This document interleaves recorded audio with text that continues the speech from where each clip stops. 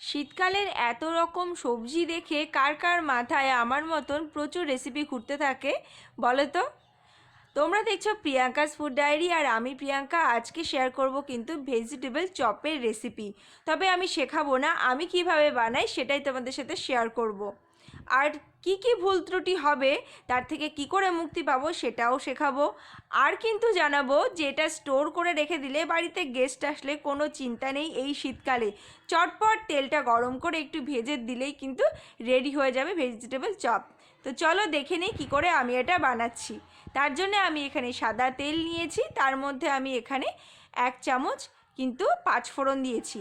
পাঁচফোড়নটা কিন্তু আমি খুব ভালো করে ভাজা করে নিয়ে তুলে ফেলে দেব, কারণ আমার কিন্তু বাড়িতে কেউই পছন্দ করে না পাঁচফোড়নটা মুখে পড়লে, একটু তেতো লাগে মেথির জন্য, তো সেই জন্য আমি তুলে ফেলে দেব। তোমরাও চাইলে এটা করতে পারো, আর যদি অসুবিধা না হয় রাখতে পারো।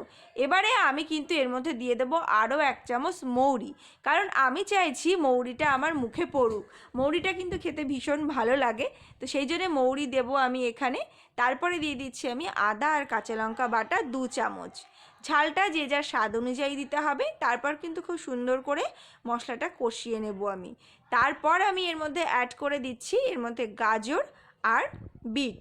সেটা আমি ডুমো ডুমো করে কেটে নিয়েছি, ছোট ছোট করে পিস করে। তোমরা চাইলে কিন্তু এটা লম্বা লম্বা করেও দিতে পারো, কেউ কেউ এটাকে গ্রেট করে দেয়, এবার সেটা যার যার নিজের উপর ডিপেন্ড করছে। তো আমার মনে হচ্ছিলো ভেজিটেবল চপ যখন খাবো তাহলে একটু মুখে পড়বে হালকা, তো সেটাই ভালো লাগবে, তো সেই জন্য আমি এভাবে কাট করে দিয়েছি।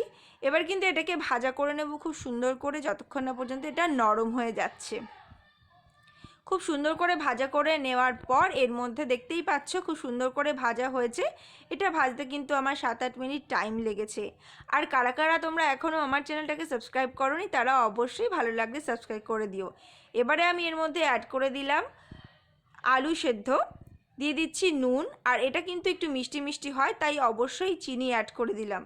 এবারে পরিমাণটা বলে দিই, আমি কিন্তু এখানে 4টে আলু নিয়েছি, সেটা সেদ্ধ করে গ্রেট করে নিয়েছি, জল দিয়ে সেদ্ধ করে নিয়ে মাইক্রো ওভেনে সেদ্ধ করেছি। তোমরা চাইলে ভাপিয়ে নিতে পারো। আর এখানে দিয়েছি আমি 3টে বিট আর 2টো গাজর। এবারে দিচ্ছি একটা ভাজা মশলা, এখানে জিরে ধনে আর মৌরি দিয়ে একটা ভাজা মশলা করে রেখেছিলাম, সেটা আমি এর মধ্যে দিয়ে দিলাম। আর দিয়ে দিলাম বাদাম, আর এর মধ্যে কিছু নারকেলও ভাজা করে রেখেছিলাম, দুটোই ভাজা করে রেখেছিলাম। আর দিয়ে দিলাম আমার পছন্দের কিশমিশ। এখানেও কিন্তু বলে রাখি যে বাদামটা কিন্তু অপশনাল, তোমরা চাইলে কম বেশি করে দিতে পারো। তো পুরটা নাড়িয়ে ঠান্ডা করে আমি এবারে এর থেকে নিজের মনের মতন আকার দিয়ে নেব, যে যেরকম করতে চায়। তো দেখতেই পাচ্ছ আমার কিন্তু এই সাইজের আমি ভেজিটেবল চপ করেছিলাম, আমার 20টা হয়েছিল। পরিমাণ তো তোমাদেরকে বলেই দিয়েছি। তো সুন্দর করে আমি এগুলোকে করে নিলাম। আর ঠান্ডা হলেই এই কাজটা করতে হবে। আমি কিন্তু প্রথমে যে কয়েকটা ভেজেছিলাম একটু তাড়াহুড়ো ছিল বলে আমি সেগুলো গরম গরম পুর করেছিলাম, তার জন্য কিন্তু একটু ফেটেও গেছিলো। তো সেটাই বলবো তোমাদেরকে, তোমরা কিন্তু ঠান্ডা করে নিয়ে করো। বাকিগুলো যেগুলো আমি ঠান্ডা করে নিয়ে করেছি সেগুলো কিন্তু আমার ফাটেনি। তো দেখতেই পেলে এক একটা করে বল নিয়েছি। এবারে বিস্কুটের গুঁড়ো নিয়েছি, তার মধ্যে একটু গরম মশলার গুঁড়ো ছড়িয়ে দিলাম। আর ময়দা নিয়েছি আর ডিমের গোলা, ডিমের গোলার মধ্যে আমি কিন্তু একটু নুন দিয়েছি। এবারে কিন্তু তোমরা চাইলে ডিমের গোলার পরিবর্তে ময়দা কর্নফ্লাওয়ারের একটা গোলাও ব্যবহার করতে পারো, তো সেটাও কিন্তু একই রকমভাবে ভালোই হবে। তো এবারে তো এই প্রসেসটা সবাই জানে, প্রথমে ময়দা মাখিয়ে তারপর ডিমের গোলায় চুবিয়ে তারপরে কিন্তু আমি বিস্কুটের গুঁড়ো মাখিয়ে এটাকে সুন্দর করে কোট করে নেব। এবং দুবার কোট করে নিতে পারো, তাহলে আর একটু মোটা হবে এটা, আর একটু খেতে ভালো হবে। বা চাইলে কেউ 1 কোটও করতে পারো। এভাবে সুন্দর করে সবগুলোকে আমি তৈরি করে নেব। দেখতেই পাচ্ছ এটা তো সবাই জানি, সবাই বানাই হয়তো বাড়িতে। কারা কারা কীভাবে বানাও, তোমাদের বানানোর পদ্ধতির সাথে আমার পদ্ধতি মেলে কিনা অবশ্যই জানিও। আর শীতকালে তো এরকম প্রচুর কিছু বানিয়ে রাখতে ভালোই লাগে।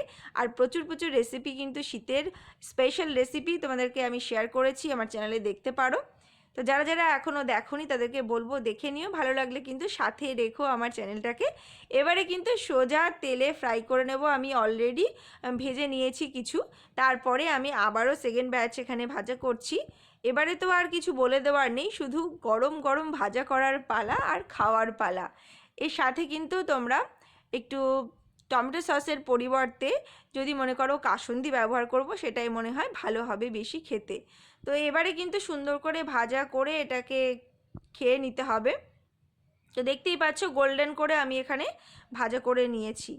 তো আমার খুব সহজে বাড়িতে বানানো ভেজিটেবল চপ সন্ধেবেলায় শীতের দিনে খাওয়ার জন্য একদম রেডি হয়ে গেছে। তোমাদের কেমন লাগলো অবশ্যই জানিও আমাকে রেসিপিটা।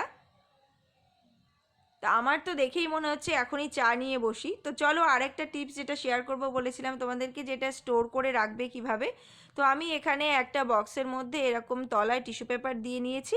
তারপরে এক এক করে এখানে ভেজিটেবল চপগুলোকে রাখবো, রেখে তার উপর থেকে আরও একটা টিস্যু পেপার দিয়ে আমি এটাকে এয়ারটাইটভাবে রেখে দেবো ফ্রিজে। তো এটা কিন্তু উপর থেকে আর একটা টিস্যু পেপার দিলে যেটা সুবিধা হবে, কোনো রকম ময়েশ্চার এটাকে নষ্ট করবে না। তো এটাকে মোটামুটি 6 থেকে 7 দিন কিন্তু এটাকে রেখে দেওয়া যায়, তার বেশি না রাখাই ভালো যে কোনো জিনিসই। তো সেই জন্যে মোটামুটি 6-7 দিনের জন্য এভাবে রেখে দিতে পারো, দেখিয়ে দিলাম। আর দেখা হবে আবার নতুন রেসিপি নিয়ে, ততক্ষণ ভালো থেকো।